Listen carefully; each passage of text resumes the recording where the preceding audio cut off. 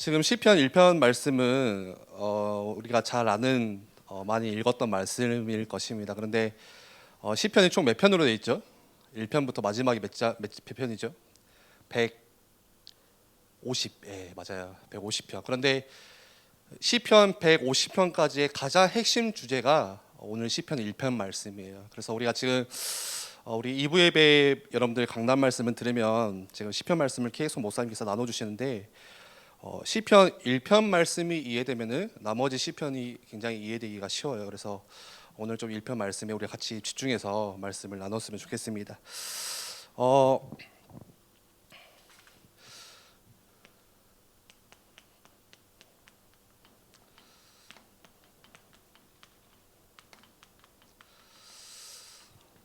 우리는 살아가는 환경에 따라서 굉장히 많은 영향을 받죠. 환경에 적응하기도 하고 또 환경에 많은 영향을 받고 살아가요. 환경이 어렵다, 환경이 힘들다, 지금 내 가정이 너무 힘들다, 지금 내가 하고 있는 이 뭔가 공부하는 분위기가 공부가 너무 힘들다, 또 친구와의 관계나 사람과의 관계 속에서 그런 대인관계가 너무 힘들다, 누가 나를 자꾸 힘들게 한다, 또 지금 내 환경이 힘들고 어렵냐 이거에 따라서 우리는 똑같이 그 환경 따라서 영향을 받아요. 환경이 어려우면 나도 어렵고, 그렇죠? 환경이 힘들면 나도 힘들고, 환경이 또 즐거우면은 나도 그것 따라서 같이 즐거워지고, 많은 사람들이 환경의 영향을 받고 살거든요. 죽은 시체, 죽어 있는 시체와 살아 있는 사람, 심장이 뛰는 사람의 특징이 딱 그거예요. 가장 큰 특징이 환경의 영향을 받는 거예요. 죽은 시체는 그 방의 온도의 영향을 그대로 받아요. 그래서 그 방의 온도가 냉동고다, 마이너스 10도다. 그러면은 똑같이 시체의 온도를 만져보면 마이너스 10도. 그 방의 온도가 굉장히 뜨겁다, 42도다. 똑같이 시체도 42도가 되는 거예요. 그런데 살아있는 사람은 그렇지가 않아요. 아무리 뜨겁고 추워도 자신의 몸의 체온을 유지해요. 춥다 하면 어떻게 해요? 여러분들 추우면 어떻게 해요? 사나이는 추워도 벗어요? 추우면 몸을 떨잖아요. 그게 내 체온을 지금 유지하고 있는 거예요. 운동을 해서라도 땀을 흘려서라도 체온을 유지하려고 하는 것이고, 옷을 껴입어서라도 몸의 체온을 유지하는, 그게 살아있는 사람의 특징이고, 더우면 부채질을 해서라도 어떻게 해서든지 그 더운 온도를 좀 떨어뜨리려고 그 온도를 유지하는 거예요. 근데 죽어있는 시체는 춥든 덥든 상관없이 그 영향을 그대로 고스란히 다 받는 게 죽은 사람의 특징이에요. 우리의 신앙이 똑같아요. 우리가 살아간 동안에 분명히 여러분들 힘든 환경이 찾아올 거예요. 여러분들이 살면서 앞으로 힘든 상황들이 자주 많이 찾아올 거예요. 그런데 내 안에 말씀이 있고 내 속에서 이 말씀이 다시 되새김이 되고 묵상이 되어지면은 이 환경에 영향을 받지 않아요. 그게 영적으로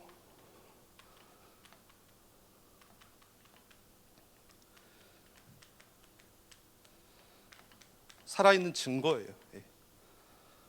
영적으로 살아있는 사람의 특징은 아무리 상황이 힘들다고 해도 영향받지 않는 거예요.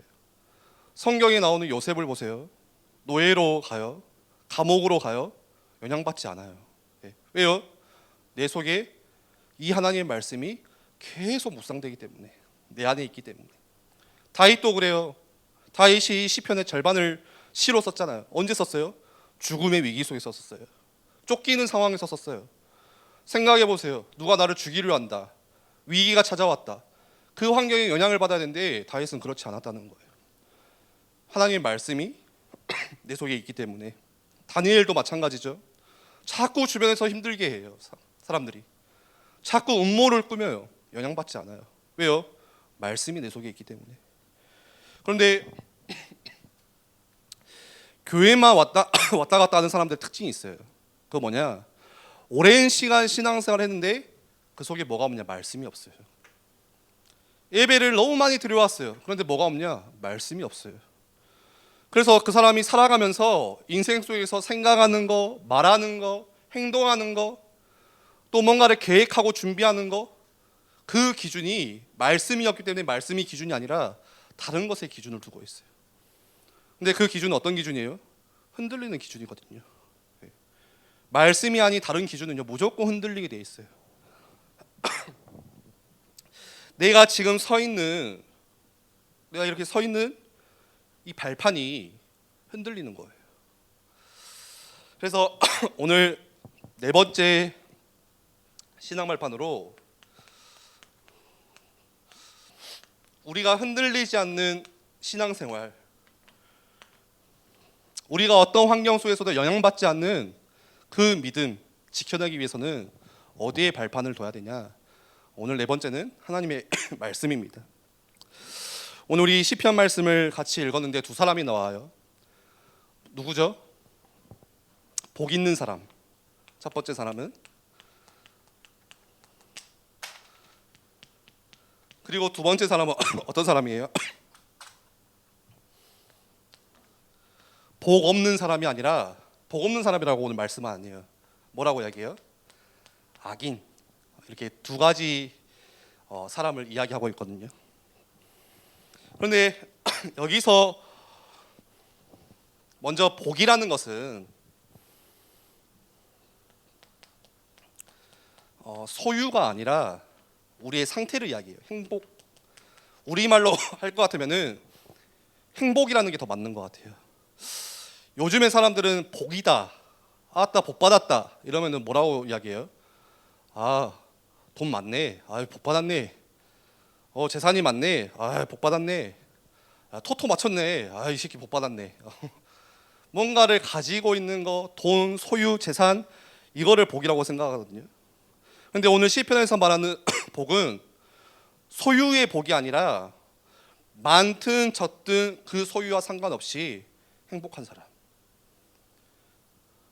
환경에 상관없이, 상황에 상관없이 거기에 영향받지 않고 행복할 수 있는 거, 그걸 이야기를 해요. 그런데 오늘 말씀 보세요. 누가 복 있는 사람이냐 그러면 그 누가 악인이냐? 1절과 2절 말씀을 보세요. 말씀 띄워주시고 두 가지가 나오죠. 1절에 보니까 복 있는 사람은 어떤 사람이냐? 그 기준이 무엇이었어요? 복 있는 사람은 악인들의 꾀를 따르지 아니하고, 또 뭐라고 이야기해요? 죄인의 길에 서지 않고 오만한 자의 자리에 앉지 않는 사람. 오만하다는 것은 그 교만하다하고 조금 달라요. 교만의 정도를 넘어서서 그 하는 태도와 행동이 굉장히 건방진 사람, 거만한 사람, 그게 이제 오만한 사람이거든요. 그리고 두 번째는 무엇을 가지고 지금 복 있는 사람이다, 악인이냐 이렇게 평가를 하냐? 두 번째는 뭐예요? 2절에 오직 여호와의 율법을 즐거워하여 그 율법을 주야로 묵상하는 사람. 다시 말해서 하나님 말씀을 즐거워하는 사람. 그래서 뭐예요? 그 말씀을 주야로 뭐 한다고요? 묵상하는 사람이 복 있는 사람이다. 이걸 가지고, 이 기준을 가지고 이야기를 하거든요. 내 인생에 하나님의 말씀이 즐겁지 않으면은 뭐가 즐거워요? 분명히 다른 게 즐거워요. 그럴 수밖에 없어요. 그런데 하나님 말씀이 내게 굉장히 즐겁다면은 반대로 다른 세상의 것들이 즐겁지가 않아요. 제가 재수했던 이제 친구들을 재수할 때 친구를 많이 사귀었거든요. 그 증거는 뭐냐? 그 이유가 무엇이냐? 공부를 안 했다는 거겠죠. 맨날 당구장 가고, 요즘에 후석이 당구 좀 친다며. 한번 치우고 싶은데 하나. 그 여기 장로님들 계시는데 당구장 설치하면 참 좋겠어요. 여기 앞에. 그러면은 후석이 맨날 귀여울 거야. 태경이랑 승무랑 우리 맨날 다 당구 치고, 요즘에는 볼링 안 치거든요. 애들 당구 많이 치고 재밌잖아요. 당구가 나쁜 게 아니거든요. 굉장히 수학적으로 피타고라스의 정리에 따라서 이렇게 각도를 재고 치는 게 당구잖아요. 집중력이 확 올라가요. 막 당구 치고, 제가 정말 부끄러운 이야기지만 뭐 숨길 수가 없기 때문에 맨날 그 구시청 가서, 그때는 이제 뭐 구시청이 활발했어요. 지금은 모르겠어요. 지금 뭐 20대 애들이 어디서 술 마시는지 모르겠는데, 뭐 구시청에서 뭐 새벽 3시, 4시, 5시 공부가 안 됐던 거죠. 그냥 교회도 안 다니고 거의 탕자였어요. 탕자 그냥. 근데 그러다가 제가 어느 순간에 이제 말씀의 은혜를 받고, 아, 이렇게 살면 안 되겠구나. 그러면서 주님 앞에 많이 회개하고 기도하면서, 아, 이제 신학을 길을 가야겠다. 목회자의 주의 종으로 좀 가고 싶다. 소원하고 싶다. 그런 마음들이 있어가지고 하나님 주신 마음이겠죠. 그렇게 하면서 그 친구들과 조금 소홀해졌어요. 그 전에는 그 친구들과 굉장히 가까웠어요. 그게 즐거웠기 때문에, 그게 내 삶의 낙이기 때문에. 그런데 다른 게 즐거우니까 더 이상 그게 이제 저한테는 즐거운 게 아니더라고요. 근데 그래도 친구 관계는 끊으면 안 되잖아요. 그 친구들도 복음을 전해야 되기 때문에. 그래서 계속 제가 노트에 적어놓고 기도하고 있는 친구들이거든요. 가끔 이제 다 흩어져서 다른 지역에 이제 살고 있다가 뭐 지금 뭐 결혼해서 다 애도 낳고, 가끔 명절 때 이렇게 이제 광주 오면 한 번씩 이렇게 얼굴 봐요. 그럼 어디 가겠어요? 또 술집 가요. 남자들끼리, 걔네들은 카페를 잘 안 가요. 그 친구들은 무조건 만나면 술이에요. 낮에도 술 마시러 가고. 같이 이제 따라가죠. 그럼 저한테 맨날 이렇게 술을 권하거든요. 그럼 나 이제 안 마신다. 그러면은 처음에는 엄청 무시하더라고요. 야, 구시청 이성현이 안 마셔? 이러거든요. 야, 너 나랑 그렇게 그때 기억 안 나? 굉장히 저한테 막 그 위선자라고 해요. 막 교회 다니더니 막 깨끗한 척한다 막 이러거든요. 근데 그 다음에도 만났을 때 안 마시고 또 안 마시고 계속 안 마셔요. 그러니까 나중에는 술을 안 권해요. 그러면서 그 친구가 하는 말이, 야, 니는 술 안 마시면 뭘로 스트레스 푸냐? 담배도 안 피면은 뭔 재미로 사냐? 뭐 저 게임도 잘 안 하거든요. 게임도 안 하면 무슨 재미로 살아? 막 그렇게 물어보거든요.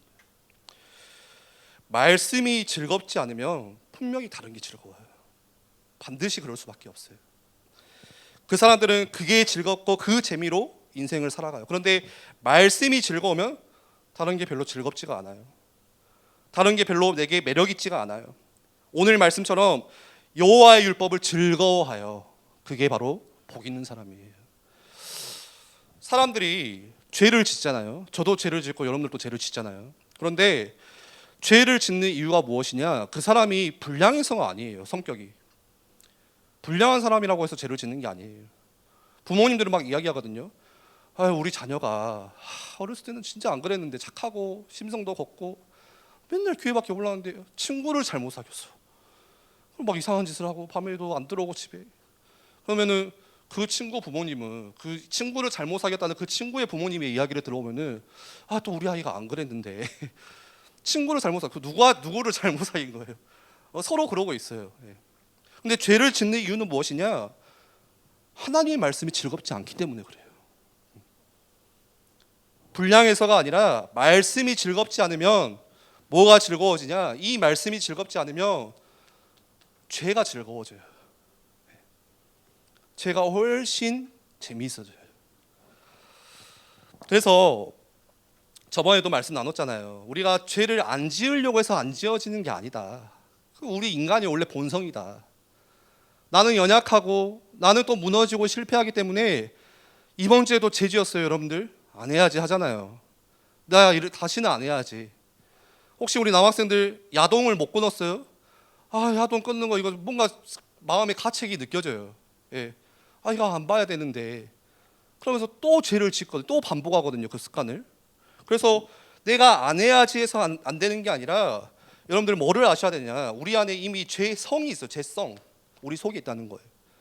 그래서 사람들은 이 죄의 영향력 아래 살아가기 때문에 우리가 안 해야지 한다고 해서 끊어지는 게 아니에요. 어떤 사람은, 야, 네 의지가 약해서, 부모님들은 그렇게 이야기하거든요. 야, 네가 너무 의지가 약해. 좀 마음을 좀 딱 굳게 먹고, 그래서 되는 게 아니라는 거예요. 뭐가 돼야 되냐? 다른 게 즐거워져야 돼요. 내가 끊어서 되는 게 아니라 다른 게 여호와의 율법이, 말씀이 즐거워지면 되는 거예요. 그래야 거기서 내가 자유할 수 있고 떠날 수가 있는 거예요. 절대 참아서 되는 게 아니에요. 그리고 말씀이 즐거우면 그 다음에 있어요. 그 말씀을 즐거우니까 뭐 하게 돼요? 묵상하게 돼요. 오늘 시간이 오후에 뭐 하지? 하나님 원하시는 걸 하게 돼요. 즐겁기 때문에. 그 말씀을 또 찾게 되고 듣게 되고 그게 즐겁잖아요. 여러분들 즐거우면 계속 하잖아요. 죄를 왜 자꾸 지어요? 즐겁기 때문에 또 짓는 거예요. 그게 나한테 지금 쾌락이 되고 뭔가 그런 해소가 되기 때문에 알면서도 짓는 거고 즐겁기 때문에 나쁜 걸 알면서도 즐겁기 때문에 짓잖아요. 마찬가지예요. 내가 반대로 말씀이 즐겁다. 이 여호와의 율법이 나에게 즐겁다. 그러면 그 말씀을 주야로 묵상한대요. 묵상한다는 것은 딱 이렇게 앉아가지고 집중해서 가부좌 틀고 골똘히 묵상하는 게 아니라 성경에서 말하는 묵상은요, 예전에도 말씀 나눴듯이 되새김이에요. 소가 되새김질하는 것처럼 계속 그거를 다시 오물오물 꺼내서 씹어보고 생각하는 거, 계속 생각하는 거예요. 그게 묵상이거든요. 우리가 이번 주에 말씀을 들었다면은 오늘 말씀을 들었어요. 그 묵상이 뭐예요? 여러분들 삶으로 돌아가서 현장에 돌아가서 그거를 다시 꺼내서 생각하는 게 그게 묵상이에요.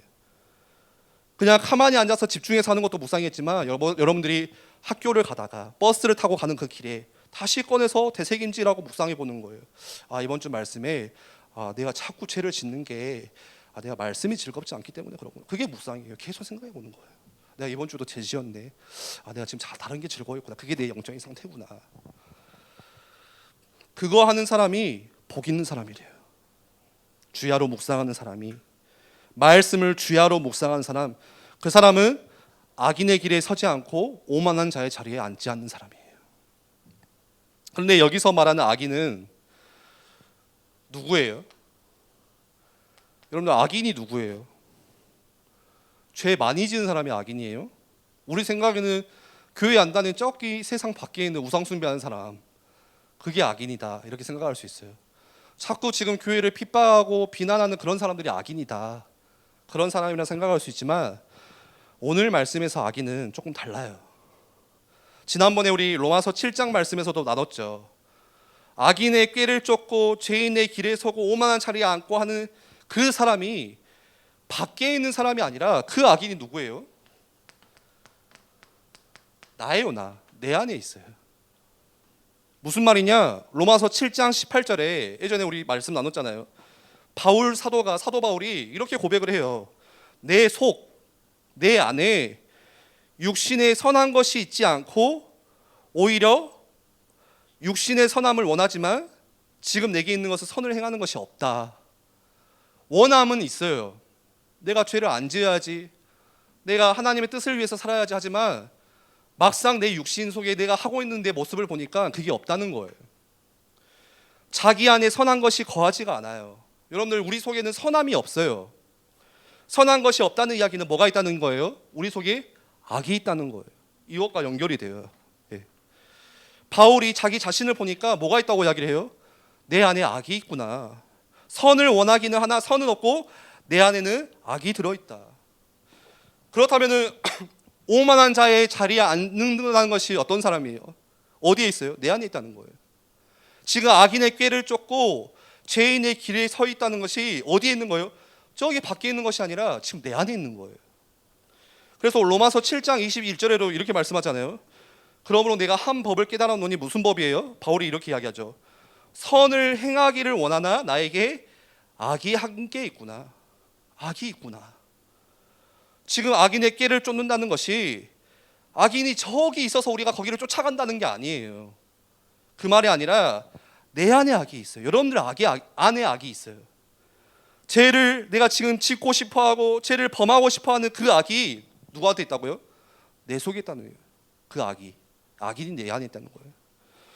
결국은 하나님의 말씀이 즐겁지 않고 말씀을 주야로 묵상하는 게 내 속에 없다면 다른 게 즐거울 수밖에 없고 악인의 꾀, 죄인의 길, 오만한 자의 자리에 내가 앉을 수밖에 없다는 거예요.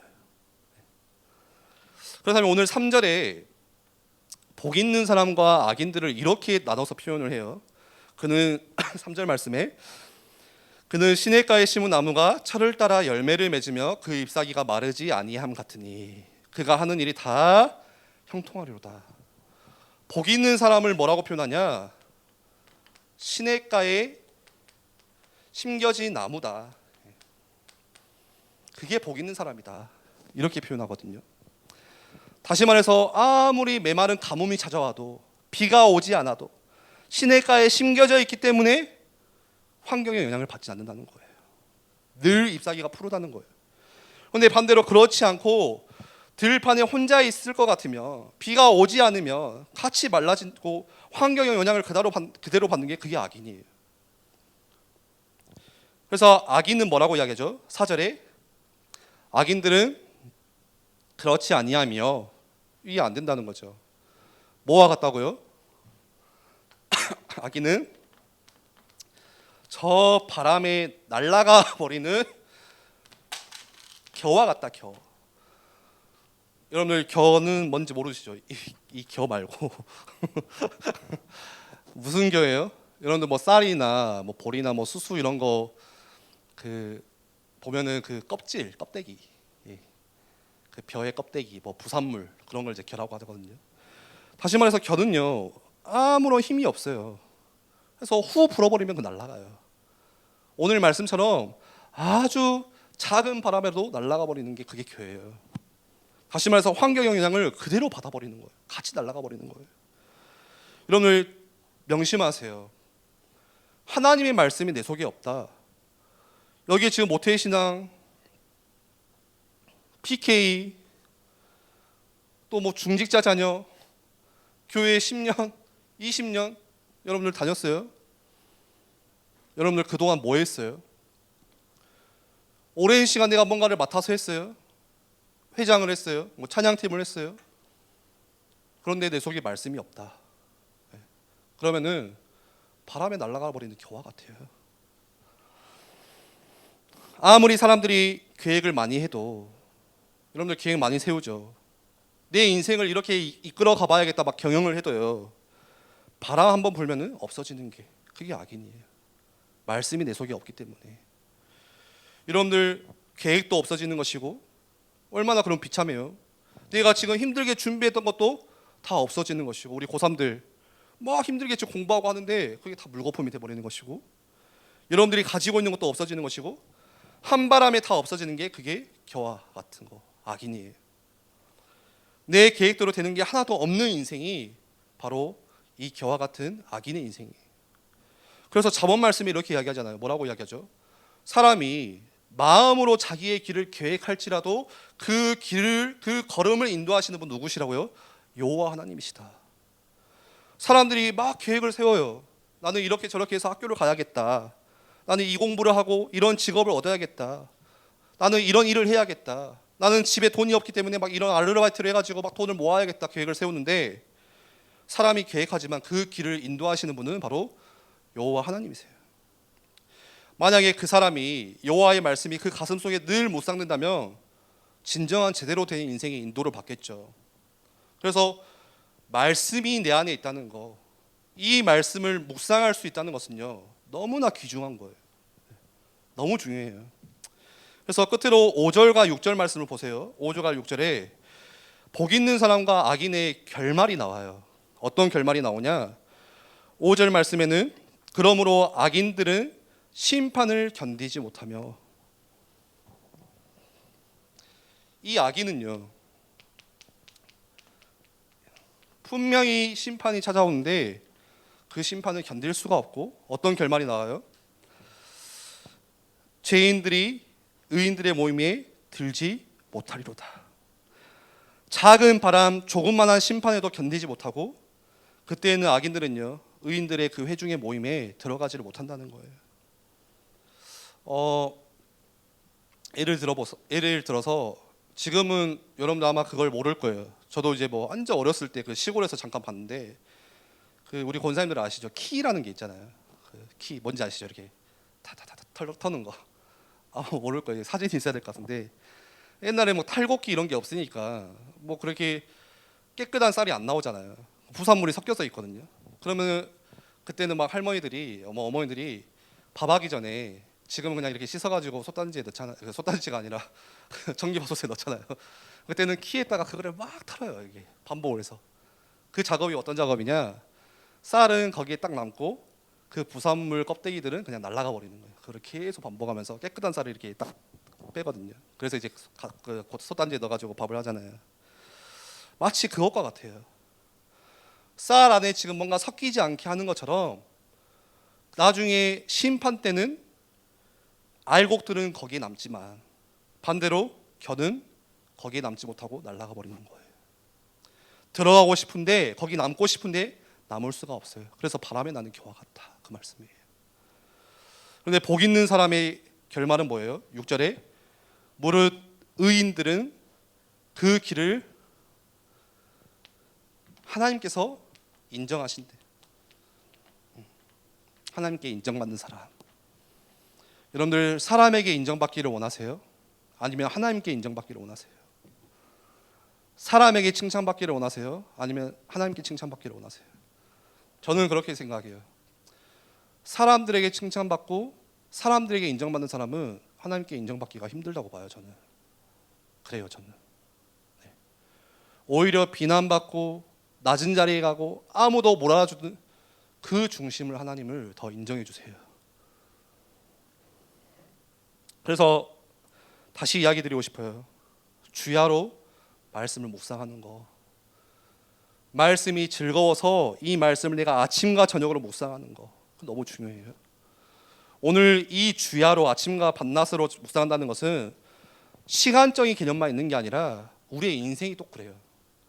우리의 인생이 분명히 밝은 낮 같은 인생이 있을 것이고 분명히 어두운 그런 캄캄한 인생이 반드시 있을 거예요. 그때에도 묵상하는 거예요. 여러분들 인생이 성공할 때도 있지만 실패할 때도 있고, 여러분들 인생이 응답받아지고 막 기쁠 때도 있지만 아무런 응답 없이 문제가 와서 굉장히 마음이 낙심돼 있을 때도 있고, 여러분들 인생이 저 정상의 서밋으로 갈 때도 있지만 또 반대로 그렇지 않고 저 밑에 거할 때도 있어요. 그런데 그때도 하나님의 말씀을 즐거워하면서 묵상하는 거예요. 그게 바로 복 있는 사람이에요. 그래서 말씀을 마무리할게요. 복 있는 사람도 이 악인도 다 내가 되는 거예요. 네. 말씀이 내 안에 없다, 말씀이 내게 즐겁지 않다, 말씀이 내게 묵상되지 않는다, 그러면은 나는 악인의 길을 따라갈 수밖에 없어요. 내가, 내 자신이.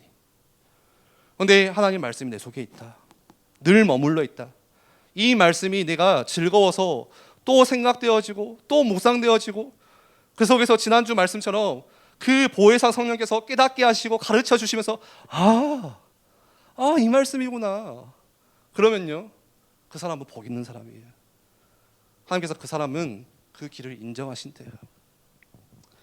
그래서 결론으로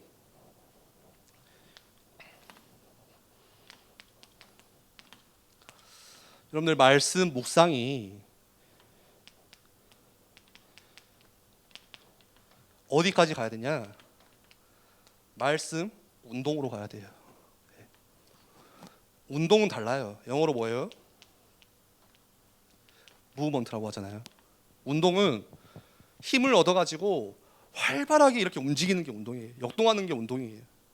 다시 말해서 말씀이 내 삶 가운데 성취되어지고, 말씀이 내 현장에서 막 응답으로 다가오고, 이 말씀이 내가 만나는 사람들, 내 현장에 세상 가운데 증거되어지는, 그게 말씀 운동이에요. 여러분들 우리가 말씀 운동해야 돼요. 말씀이 희미해진 이 시대 가운데 점점 하나님의 말씀과 상관없이 사람들은 나 중심으로 내 열심으로 세상의 메시지를 가지고 뛰는 가운데 우리 랩런트들은 뭐 해야 되냐? 말씀 운동,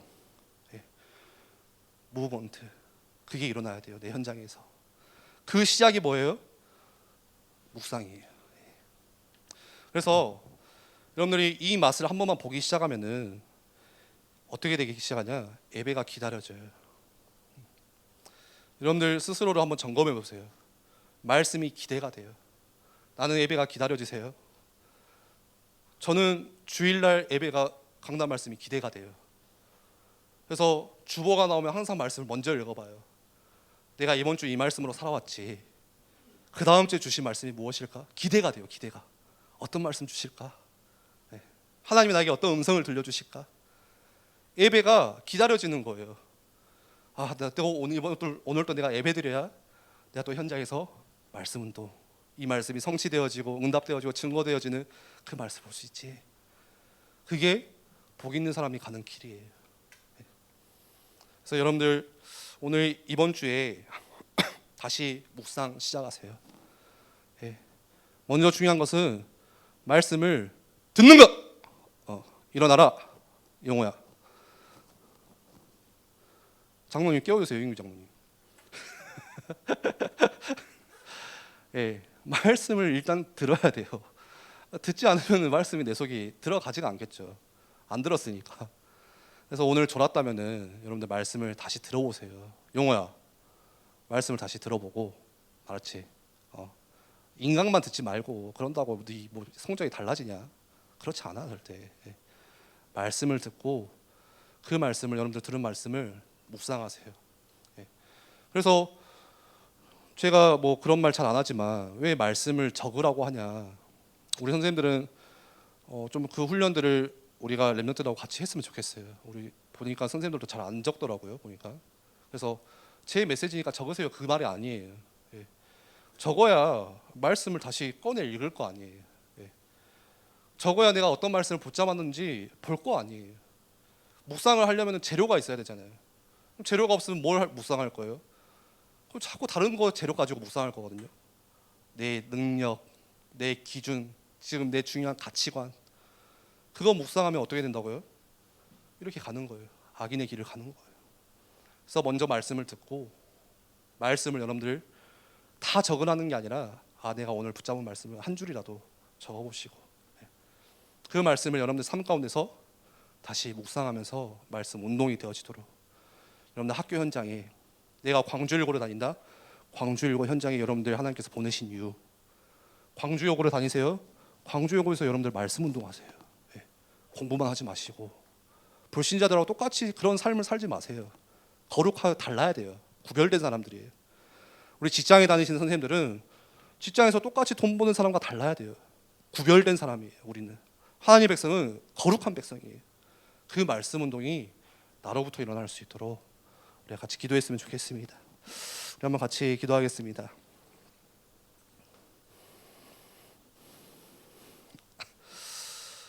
그래서 여러분들 이번 주에 이 시편 1편 말씀을 암송해 보셨으면 좋겠어요. 한 번씩 읽어보는 정도가 아니라 저도 같이 암송을 같이 했으면 좋겠고 그러면서 계속 말씀을 다시 생각해 봤으면 좋겠고 이 말씀 가운데 하나님께서 나에게 주실 응답이 무엇일지 왜 하나님이 앞에 준목님을 세워가지고 이 말씀을 오늘 나에게 주셨을까? 여러분들 저의 메시지 설교라고 듣지 마시고 하나님이 주시는 말씀이라고 듣고 여러분들 현장에서 그 말씀을 다시 묵상하기를 바랍니다. 혹시 묵상이 힘들다면은 여러분들 내가 먼저 할 수 있는 것부터 시작을 해보시고 우리 선생님들은 우리 랩런트를 보면서 그거를 점검해 주셔야 돼요. 이 아이의 지금 묵상이 어떻게 되고 있는지 말씀이 전혀 안 들어가고 있네. 그럼 말씀을 우리가 또 만나서 1대1로 줘야겠죠. 이 아이한테 말씀이 묵상이 힘드네. 그 묵상에 대해서 우리가 같이 가이드를 해줘야겠죠. 그게 교사의 역할이잖아요. 그래서 우리 교사도 우리 랩런트도 우리 현장에서 진짜 이 하나님 말씀이 흥왕해서 능력이 있기 때문에 이 말씀의 부흥, 말씀의 운동이 일어날 수 있도록 말씀의 빛이 우리 현장 흑암 가운데 비춰질 수 있도록 주께서 역사해달라고 한번 같이 말씀 붙잡고 기도하겠습니다.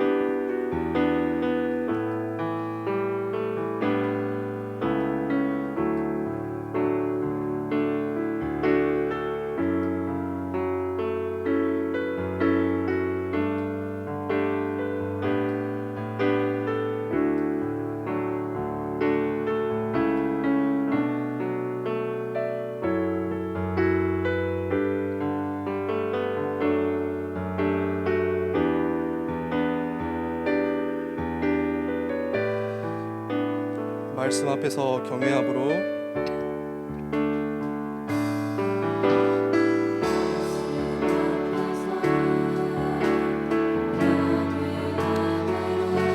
주께 홀로 섭니다.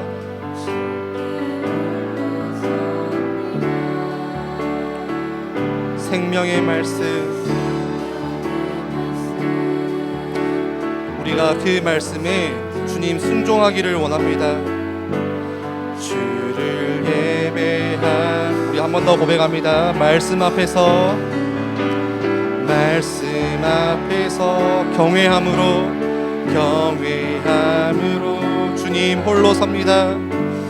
주께 홀로 섭니다. 생명의 말씀 읽고 순종해 우리 삶에서 주님을 예배합니다. 기록된 말씀 힘이 있어서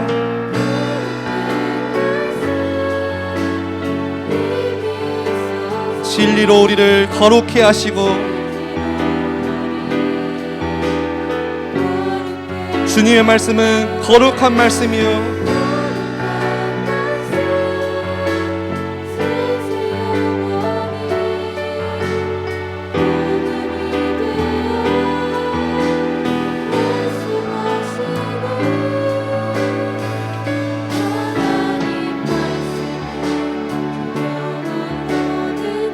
그 말씀에 생명을 거는 자,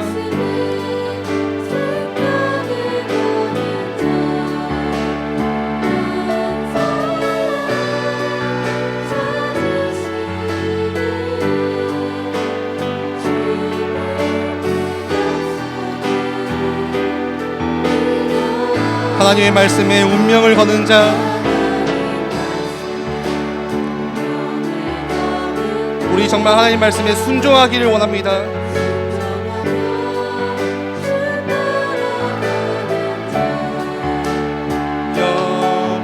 영원한 하나님 나라 이뤄갈 주의 교회여.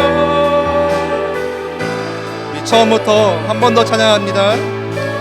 말씀 앞에서 경외함으로 말씀 앞에서 경외함으로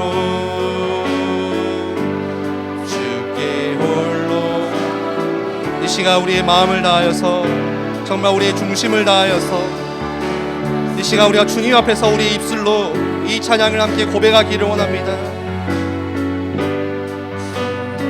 예배합니다. 기록된 말씀 힘이 있어서 힘이 있어서 진리로 우리 거룩해 하며 거룩한 말씀 세세요 복음이 되어 말씀하시네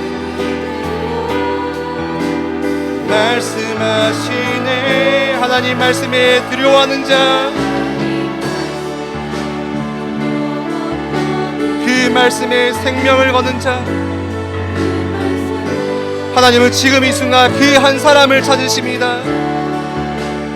한 사람 찾으시는 주님의 약속을 하나님 말씀에 운명을 거는 자 순종하며 주 따라가는 자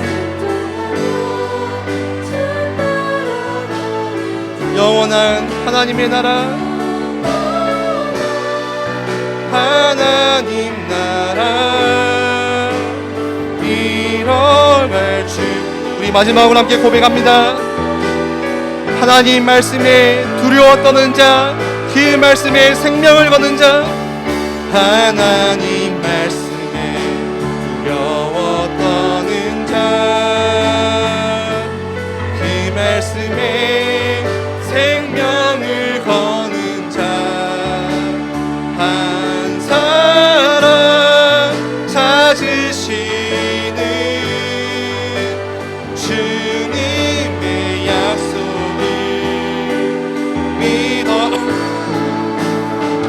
하나님 말씀에 운명을 거는 순종하며 주님만을 따라가는 자.